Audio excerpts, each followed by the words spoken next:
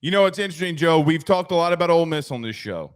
Okay. And I think the biggest thing about this is because of what they've done in the portal and our projection of them. We talk every college football team from here to kingdom come when it comes to college football. What's interesting to me is a lot of chatter is coming out of Oxford. Now, yesterday, Prince Umanmielen, a defensive end that was from Florida, transferred to Ole Miss, had some words to say. In a nutshell, I'll just recap it. He said, when we were at Florida, basically, I was just taught to be an athlete. I wasn't taught schematics, how to do things. Now I'm being actually developed. Then the Florida fans came back out and started chomping back like the Florida Gators do and started showing videos of him not hustling, him jogging on the field like, oh, here comes the pass rush. And Joe, him barely moving.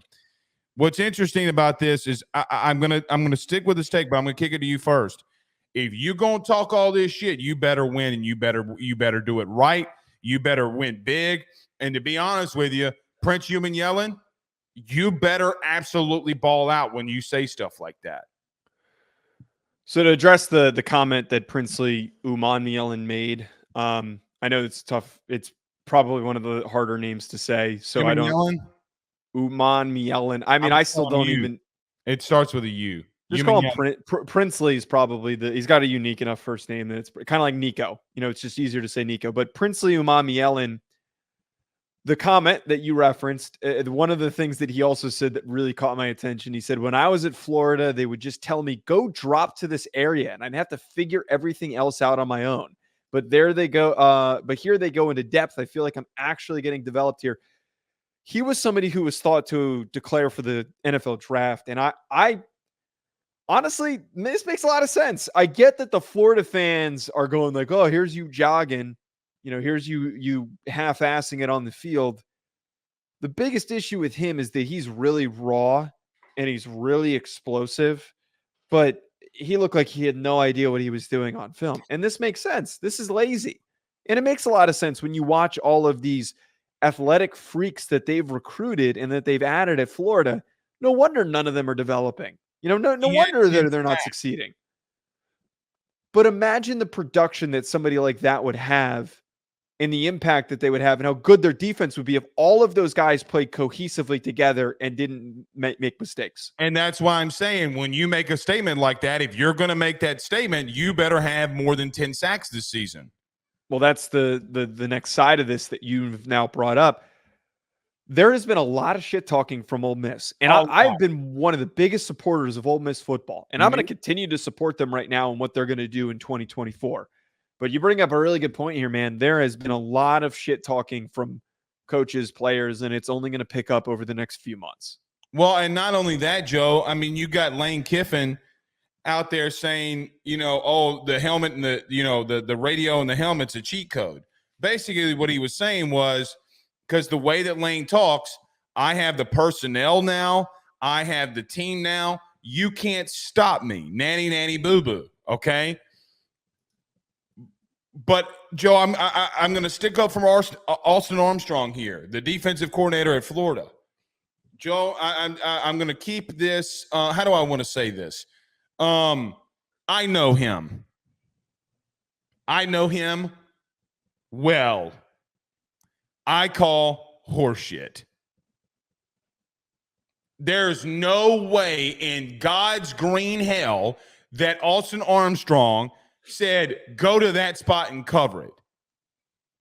I'm telling you, as somebody who knows the way that he coaches, there's no way. And by the way, okay, I understand that you're aggravated with Florida and maybe you didn't pick up on some things. You were late to football. Maybe you don't understand because you're so raw in this game, pause, but you're so raw in the game that you don't understand what he's trying to tell you and what to do. I made one phone call today to Florida. By the way, Ron Roberts is the head coach of defense. Coached at Southeastern Louisiana, was a head coach, went to multiple playoffs. I guarantee you he does not – I know for a fact he does not make that move if he does not believe that Austin Armstrong is one of the best, if not the best, in his mind, defensive coordinators in the SEC. My point in all of this is saying I don't believe him. Is this? I would argue that if he's poorly coached and he is being instructed to do the things that he's describing because of how late Austin Armstrong joined the team. Like I believe it was in the spring last year, right? He was a pretty it was later, but very late. I'm saying that I would blame the defensive line coach because I don't disagree with you. I think Austin Armstrong's probably going to be a great DC eventually, and he's going to get better. how many times was he going out in coverage? I haven't watched the. I did because we watched Florida because we broke them down a lot. That was the game that Jaden Daniels' jersey, helmet, and cleats got what do you call it? Put into the Hall of Fame. Joe, he's rushing the passer 9.9 times out of 10. He's not going out. If I'm correct, they did fire their defensive line coach. Florida did fire and hire a new defensive line coach, and they fired their corners coach, who's now at LSU. Yeah, Sean Spencer was the D-line coach that they fired. But here's the crazy thing about Sean Spencer. Where's Sean Spencer at right now? Where is he? If I'm not mistaken, he's in College Station. He's at Texas A&M. And are you going to sit here and tell me that Mike Elko doesn't know defense and he doesn't think that he's a good coach? Again, I call BS. I call massive BS behind this. This is what I'm talking about. Now, listen, I have been, like you, Joe, a very massive proponent for Ole Miss. I'm also with you and agree with you that I'm probably going to continue. But when you do what they did in the transfer portal, you go out and get Princely Umanmielen. You go out and you get Walter Nolan. You go out and get all these dudes, specifically on one side of the ball. You better perform, and you better perform at not a good level, at an elite level. Because when you start talking that shit and it backfires, John, I'm going to tell you this too. The jogging on the field, that's a pride thing for him. You can't say, oh, well, Florida fans are attacking him. That's BS. That is a pride thing. You got to have pride in yourself that you want to fire off the ball and get after the quarterback. I am not going to sit here and say that, oh, we're just going to coddle this situation in reference to what he said. Oh, he's in a better place. Sure, I think that Pete Golding, a guy that I've known for a long time, also coached at Southeastern. Great coach, and he probably is more hands-on in development and doing things. But the bottom line is I find it very asinine of a statement. By the way, it's not just the one thing for me. It was his comments and then Lane's comments that Lane didn't really say anything wrong. He just said it's a cheat code, and he said he was pushing for it. So basically what I got the defensive side of the ball saying and the offensive ball of the ball saying is we're about to whoop all of y'all's asses. So when it comes in August, on August 31st, you better start opening up a can of whoop ass. Because if you don't open up that can of whoop ass and you go to Baton Rouge and you lose, you got Georgia and you lose, and you have a third game, maybe Mississippi State, that game was close last year, maybe they upset you, and you go 9-3, my goodness, what a absolute bad season that will be after the shit that you talked. By the way, I'm just going to throw this out there. Lane Kiffin also talked about the transfer portal, Joe, and how awful it was. Okay, that's fair. Why are there rumors about Quinshon Judkins getting back in the portal? What? Wait, you think that he's – no, I don't think that that's going to happen. Did you think that Proctor was going back to Bama? No, that's a good point. These rumors aren't made up, Joe. When you got sitting collective members liking those tweets, they have a sitting board member of their collective liking the tweets about Quinshon Judkins. So again, so what are you implying? Spat off at the mouth. You better back it up. That's all I'm saying. I don't mind it, but you better back it up.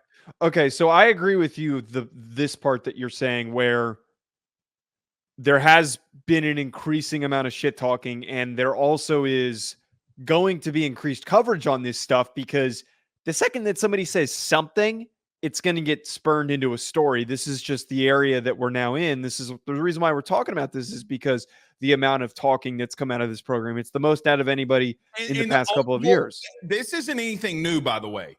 Okay, Lane shit talking isn't anything new. What makes it a bigger story is because of what they did in the portal that he so apparently loathes. But I don't fault Princely for making this statement, because if I look at the two different sides of this, Florida was dog shit last year. They were a mess. Defensively, they have all this defensive line talent. None of it has been actualized. Departures, defensive line coach fired, and having to fire a defensive line coach is a reflection of the head coach being unable to hire a good coaching staff. That goes on Billy Napier.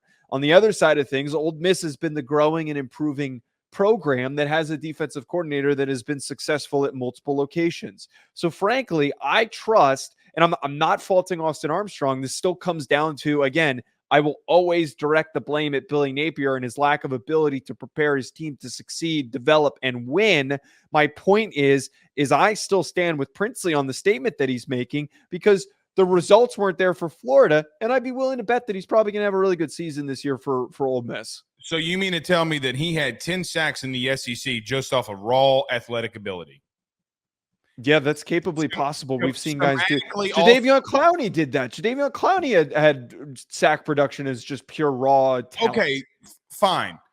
But there's still schematics that's brought into this. Yeah, but I think that if we really digest the tape, I think that there's a lot of proof of he has the sack production. But a really good example is Wink Martindale, for some stupid reason with the Giants, kept dropping Kayvon Thibodeau into coverage because these defensive coordinators sometimes try to get way too cute. And I'm sure that's what Harold Perkins. They've done it with multiple people. I understand. I understand where you're going. The problem I have with that specific thing is I know of multiple games last year, Georgia, LSU, Florida State. Joe, he gets absolutely wrecked in the run game. That's a concern with him, obviously, and that's an area of improvement that needs to happen. And I also would argue, though, that him loafing on film, understandably, we can question a player's motivation and their commitment to the game. But I think that we still need to turn the blame here on the coaching staff that's been around him for long enough that can't motivate the kid.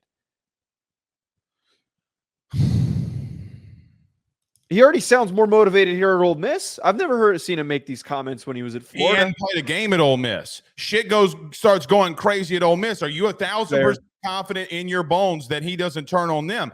That's fair. Quite honestly, it's an awful comment by him. Honestly, he shouldn't be saying any of this. He shouldn't make any of these comments. He just needs to go play. Right. And specifically, Joe, it feels like you're spurned. Right. It feels like you're a little bit, what's the word I'm looking for here? Petty. Yeah. I mean, this was deliberate. You don't bring up, again, I'm not a fan of coaches making comments of old players. I'm not a fan of players making comments on old coaches. I think it's only going to question your integrity and your commitment and all of those things. And your ability to build and establish relationships. But I still side with him. I think that aside from him making the comment, I know that one side has been successful and one side has not been successful. We can all have differences, but going out there and throwing your coach under the bus when they have had nothing but glowing things to say about you is pretty nuts. I will finish with this on this topic or on this part, okay? Again, I just want to emphasize, Ole Miss better be in the playoff, buddy. They better be in the playoff because I got to tell you, man, if you're not, then Lane's got some serious questions that he has to answer. Now, I mean, obviously injury can play into that and you give somebody grace, okay? But here's the statistic. You ready? I got something for you. Joe, in the last decade, there have only been 3 teams that have seasons that have won back-to-back 10-win game or have 10 wins in a season in the SEC. Do you want to know who they are? Who? Sure, you can guess. Teams that have had back-to-back 10-win seasons, There are Georgia and 3 Alabama. teams in the SEC that have had 10 wins in back-to-back seasons. Georgia, Alabama, and not LSU. Yeah, LSU Oh, just it is? well, I mean, they just had it this year. So Okay. my point is you it ain't as easy as you think it is, especially in this league. So and Joe, I like the kid. He's going to be very good in sack production. He's going to get one-on-ones that he didn't really get a lot last year too because of Walter Nolan. I think the kid's going to have a really good year. But I just don't like the pettiness that comes from this. If it were a bigger program, we would probably frown upon it. And Joe, what if he came from Bama? Like what if he came from a different school? By the way, just throwing this out there, Nick Saban did hire Austin Armstrong as his inside linebackers coach. What do you think he thought of him? Okay, so you cannot tell me that Lane Kiffin, that Nick Saban, who, by the way, made him the center point of his defensive staff hires before he went to Florida, you cannot convince me that he just told you, go out there and cover. I don't think that it was him, though. I think that the clear indication your here, D-line coach, your outside linebackers coach, when you go in team drills, is not telling you. It's the DC that is correcting you. It's not position coaches. Yeah, no, I understand that it is that the DC is going to have influence over that, but I think that it's pretty telling that Sean Spencer was fired, despite at one point had been classified as a really good defensive line coach. So I think it's more on him than it is on Armstrong. I think it's pretty easy to figure out who the culprit is here for not doing an effective job of preparing him. Mike Elko fully disagrees with you there. I was wrong. It's not the last decade. It's the last 5 years that those 3 teams are the only teams in the SEC that have had back-to-back 10-win seasons. BetOnline remains your top spot for all of your live betting action and contests. NFL, college football, UFC, NHL are all in full swing. BetOnline is your number one source for wagering news, odds, trends, and predictions with both desktop and mobile access at any time. Head to BetOnline today and use promo code BELIEVE, that's BLEAV, for 50% off your first deposit. That is a 50% welcome bonus. BetOnline, where the game starts.